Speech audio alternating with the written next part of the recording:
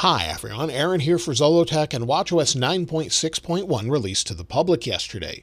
This particular update is available to all watchOS 9 supported devices, which means the Apple Watch Series 4 all the way up to the latest Apple Watch Ultra. Now, depending on the watch you have and which update you're installing from, the overall size can vary greatly. It was only 137 megabytes for me on the Apple Watch Series 7. However, some people are actually seeing this at a much larger size of about 2 gigabytes. And if it's taking a long time to install, I wanted to give you a quick tip on that where I would suggest turning off Bluetooth. Sometimes it makes that connection over Bluetooth where it will transfer data, and Bluetooth is typically slower than what you have with Wi-Fi. So when it's installing that update, I would recommend turning that off, just going into settings, going down to Bluetooth, and turning off Bluetooth temporarily so that it's actually disconnected when you're trying to install the update if it's taking a really long time. Of course, it's also dependent on other things such as internet connection and more. Now, as far as the overall build number, let's take a look at that and then we'll talk about what's new. And if we go into our settings, under settings, go to General, then About, you can see the build number is 20U80. That lets you know you're on the latest build, and you won't have this update if you're on a beta build. If you're on watchOS 10 betas, you can't actually install this update without bringing it to Apple and having them restore it. So you won't see this update. However, if you're on watchOS 10, you'll be able to upgrade to the final version when it comes out to the public.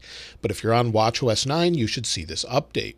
Now, as far as what's new, well, Apple actually told us one thing that they've fixed specifically, and it says this update includes a fix for an issue that prevents access to motion data for apps that use movement disorder APIs to track tremors and symptoms associated with Parkinson's disease. So if you're using an app to actually track that information, it may not have worked properly, and that could be very important for those with that health issue. So that's something that they've updated to make it work properly. Now, maybe that's why it had a larger size, as it needed to fix that issue and maybe reinstall the OS for some people. If it didn't need to do that, then it could have been the smaller size that you're seeing here. As far as additional bug fixes or anything else, Apple hasn't said they've fixed anything. That was big enough for them to release an update for. Also, as far as security updates, if we go to Apple's security website, scroll down, you'll see that it says Apple Watch Series 4 and later for watchOS 9.6.1. and it was released yesterday, and it says this update has no published CVE entries. So there's no security updates they're letting us know about. That doesn't mean there's not something there, but if there is, it's pretty minor that they didn't need to tell us about it. Now, if you're wondering if you should update to watchOS 9.6.1 and install it, I would say absolutely at this point, as it's just a bug fix. Once we get to those 9.6 and then another dot or decimal point, we typically don't have issues as far as battery life or performance. They're just bug fixes patching issues within the OS. So I would recommend it for that reason. I wouldn't expect any impact whatsoever as far as that goes. When it comes to performance, things are opening quickly. We can go into weather. You'll see it loads nice and fast. Go into the compass. Again, it's nice and fast there. And if we go into maybe Shazam, again, it's working nice and quickly, even though I didn't actually have it open. So things seem to be working as you would expect. And if we go to battery, you'll see I'm at 83%. I had this off the charger this morning, so it's doing okay.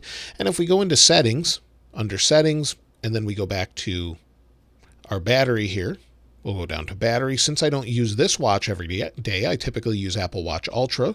Under battery health, you'll see I'm at 93% maximum capacity. So it's actually doing pretty well. No issues here whatsoever. Seems to be lasting as intended, given that it's a couple years old. Now, as far as watchOS 9.6.2 or 9.7, I would expect maybe a 9.7, or this could be the last update until watchOS 10.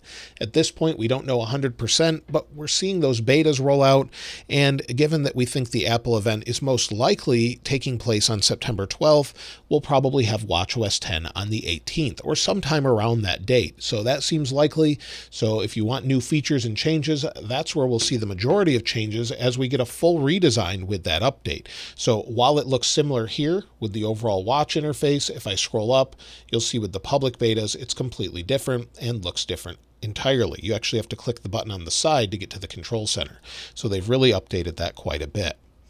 Now, as far as this watch face, since I get asked in almost every watchOS video what I've actually used, This is the modular watch face, and I'm using an app called Lumi in the middle. So for the complication in the middle, it's an app called Lumi. It's actually a paid app I purchased myself, and you can check it out if you want to actually use it. But it's just the modular watch face with music in the bottom right, my compass in the middle, weather in the bottom left, and then messages and the actual date in the upper right. So pretty simple layout there, but I'm really enjoying it, and I've used it for years. Let me know if you found anything else or noticed any other bug fixes in watchOS 9.6.1 in the comments below.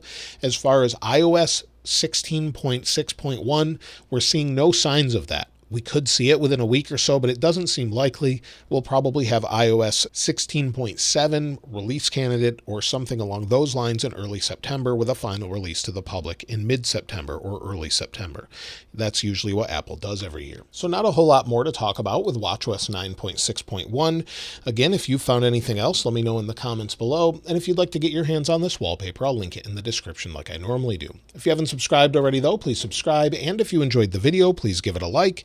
As always, thanks for watching. This is Aaron. I'll see you next time.